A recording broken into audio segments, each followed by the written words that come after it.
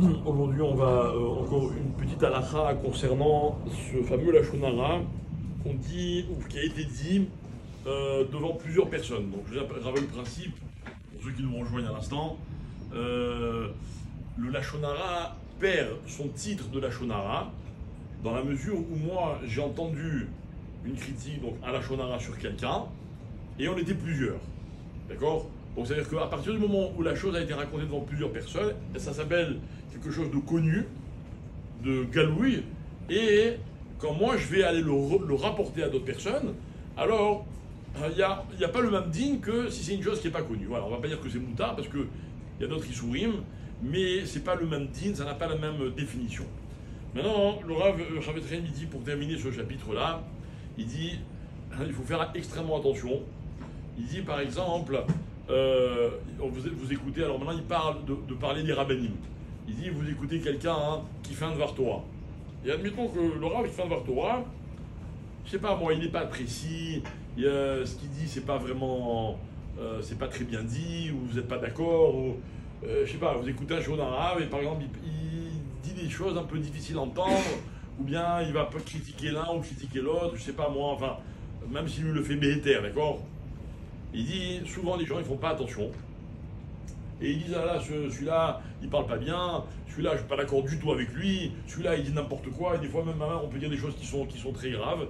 Et alors il dit, il faut faire extrêmement attention, particulièrement quand on écoute des livrets Torah de quelqu'un, de ne surtout pas le critiquer. Alors, pourquoi il parle de ça ici? Parce qu'imaginons quelqu'un qui parle pas correctement, et il parle en public, donc tout le monde le sait. Pour moi, quand je vais la raconter, c'est une chose qui est galouille. Malgré tout, il nous met en garde et de faire extrêmement attention. Alors, je profite parce qu'il n'y a pas de hasard. Aujourd'hui, c'est l'ascara de mon père, comme vous le savez. Et parmi les midotes qui étaient les siennes, il y en a une qui était vraiment marquante. C'est qu'il faisait extrêmement attention de ne jamais dire du mal de personne. Jamais. Jamais. Chez nous, à table, je peux vous dire une chose. Tous ceux qui ont fréquenté un peu les notables à l'époque de mon père savent que dès qu'on commence à parler de quelqu'un, ils nous arrêtaient. Alors on disait non mais on dit du bien, il dit oui je connais, ça commence par du bien, ça finit toujours différemment. Et vraiment il était très très macpide sur ça. Et je dois dire aussi que cette mida il la tenait de son propre père, mon grand-père à la vache à l'homme, dont tout le monde a dit, et tout le monde a toujours dit, moi je l'ai connu mais j'étais enfant, que jamais on avait entendu critiquer qui que ce soit. Et je me rappelle que mon grand-père, quand on l'avait transféré de Marseille en Israël, la Torah Kadisha, ils avaient raconté que son corps, il était mamash, dans un état de conservation parfait. Et mon grand-père, c'était pas un tamid racham, mais voilà, mon père et d'autres rabbins nous avaient dit, quand quelqu'un garde sa langue, alors il atteint des niveaux de tzidkout qui sont particuliers. Et par exemple, on vient de parler d'un sujet particulier, et que tout le monde le sait, c'est pas un secret, quand mon père était rabbin, un plus grand rabbin de France, évidemment il y a eu des débats, évidemment il y a eu des conflits, il y a eu toutes sortes de désaccords, etc. Moi, je peux vous dire une chose, j'ai toujours entendu plus ou moins ce qui se passait, mais je ne l'ai jamais entendu de mon père. Jamais. Et pourtant, Dieu sait s'il avait des fois des choses à dire, qu'il n'était pas d'accord avec certaines choses, qui pour lui-même étaient vraiment problématiques. Jamais on a entendu dire quelque chose. Tout ce qu'on savait, on le savait par d'autres personnes. Et si jamais on avait comment dire, on était suffisamment téméraire pour lui poser une question, on se faisait recadrer, mais alors on comprenait qu'il fallait surtout pas aborder ce sujet. Et là, je me rappelle une fois, il y a eu comme ça un problème avec quelqu'un de la communauté, et on lui avait rapporté qu'il y avait un problème, qu'on pouvait éviter ce problème-là, mais il y avait un lachon hara. Et il a dit non, il n'en est pas question, faut pas que ça s'ébrute, etc. Et malgré tout, ça s'était ébruté finalement plus tard. Et ça avait créé une espèce d'onde de choc dans la communauté. Et il avait dit, on l'avait demandé, on l'avait dit, c'est vrai que tu savais, etc. Il dit, oui, c'est vrai, je savais, mais ceux qui l'ont ébruité à cause d'eux, il y a eu ce qu'il y a eu, c'est leur problème. Mais nous, c'était assourd de le dire, il ne fallait pas le dire. Et il était extrêmement macpide là-dessus. Par contre, le Rav il dit, si on a un reproche à faire à quelqu'un, alors on peut aller le voir en privé, on peut aller lui dire, même si c'est un Rav, on a le droit, évidemment, avec beaucoup de derecheret. Et il dit, en général, quand on va voir quelqu'un pour lui faire un reproche, et qu'on lui fait ce reproche en tête à tête correctement, non seulement on ne fait pas de la shonara, etc., mais en plus, on accomplit la mitzvah de ve'afta le'acha kamocha. parce qu'on l'aide à se perfectionner, à se bonifier. Et donc, comme vous le savez, c'est l'une des mitzvot les plus fondamentales de la Torah. Dernière halakha pour ce matin.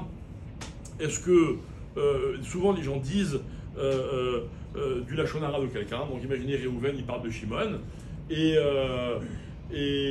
on lui dit, mais c'est du lachon hara. Il dit, non, mais c'est pas grave, ça ne me dérange pas qu'il sache. Ça ne me dérange pas qu'il sache. Alors on a déjà expliqué, rappelez-vous, que le lachon hara, c'est même en présence de la personne dont on parle. À part qu'il y a encore d'autres Issourim. Et maintenant, le cas que le Rav ramène, il dit, imaginons que quelqu'un, il dise du lachon hara sur une personne, et il sait pertinemment que la personne à qui il parle va aller le répéter à celui dont on a parlé.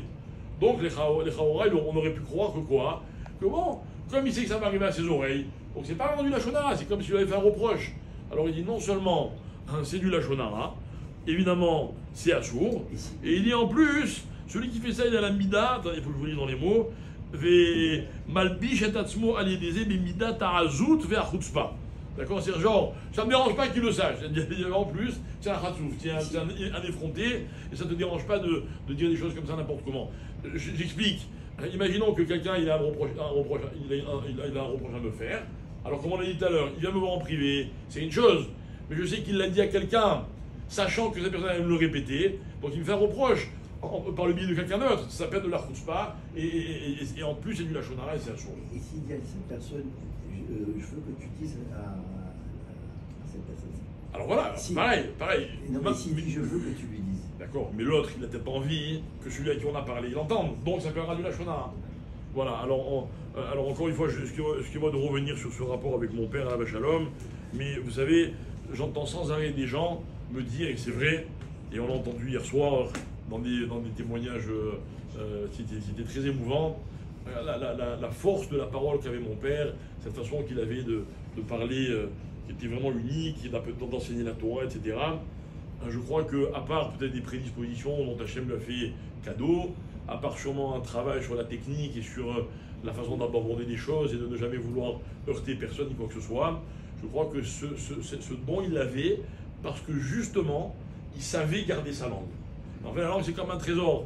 Celui qui la garde, eh ben, elle garde toute sa valeur, et celui qui ne la garde pas, eh ben, elle perd de sa valeur. Et des fois, sinon, on n'arrive pas forcément à bien s'exprimer. Ça doit sûrement venir du fait que, malheureusement, on n'utilise pas notre bouche comme il faut. Comme je raconte souvent, il racontait des blagues dans ses shiurim, et les blagues, à un moment, devenaient célèbres.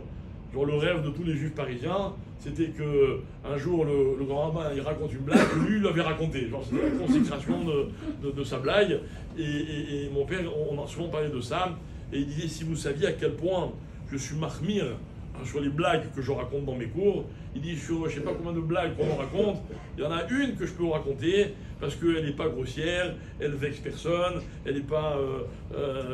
bref, voilà, c'était l'humour propre, etc. Bon, même là-dedans, il était extrêmement makpid.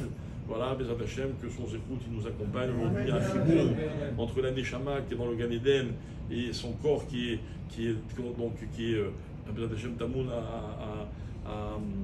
à Razetim.